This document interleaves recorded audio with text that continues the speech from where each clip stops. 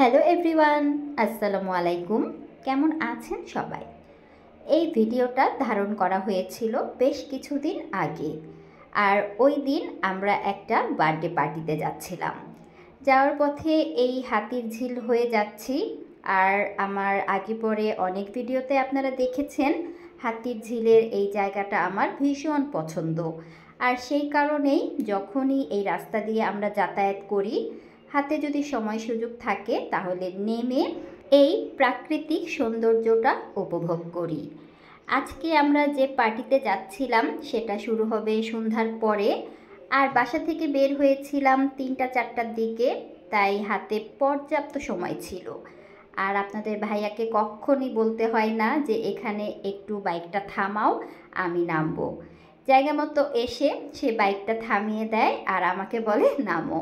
এটা আর বলার কিছু নাই, সব সময় এমনটাই হয়। আমি যখন একটু রেডি হয়ে বাসা থেকে বের হই তখনই এই যে কোনো একটা ব্রিজের কাছে দাঁড়িয়ে আমার মন ভরে আমি পানি দেখি, প্রকৃতি দেখি আর ছবি তুলি। যাই হোক, আমার কন্যাদেরও কিন্তু দাওয়াত ছিল।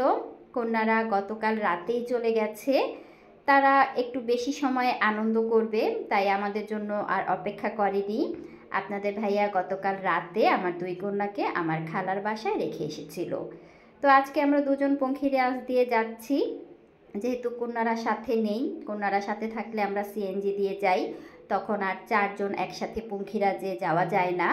যাই হোক, হাতে পর্যাপ্ত সময় থাকার কারণে আমি আমার পছন্দের জায়গায় নামতে পেরে কিন্তু অনেক খুশি। আর আমার মনের মতো কিছু ভিডিও করতে পারলাম, ছবি তুলতে পারলাম। আর বেশি সময় এখানে আমরা অপেক্ষা করব না, যেহেতু একটা দাওয়াতে যাব, তাই তাড়াতাড়ি আমরা এখান থেকে রওনা হয়েছিলাম। এখানে আসার পরে আমরা দুজন আবার কিছু স্মৃতিচারণও করলাম। এখানে এসে দেখলাম ছোট ছোট কিছু পথশিশু গাছে উঠে সুপারি পাড়ছে।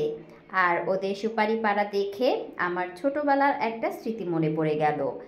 এরকম সুপারি গাছে উঠে আমি নিজেও কিন্তু সুপারি পেড়েছিলাম কোনো এক বয়সে। আর আজকে ওদেরকে দেখে আমার নিজের কথাটাই মনে পড়ে গেল। তার মানে বুঝেন আমি কতটা গাচ্ছা বা গেছো ছিলাম। সুপারি গাছে উঠে তারপর আমি সুপারি পেড়েছি, এরকম অভিজ্ঞতাও আছে আমার জীবনে। যাই হোক, আপনাদের সাথে শেয়ার করলাম আমার ভালো লাগার জায়গাটাকে। আর এখন আপনাদের কাছ থেকে বিদায় নিচ্ছি, যেহেতু একটা প্রোগ্রামে যাচ্ছি। সবাই ভালো থাকবেন, সুস্থ থাকবেন, নিরাপদে থাকবেন। আবার দেখা হবে পরবর্তী ভিডিওতে।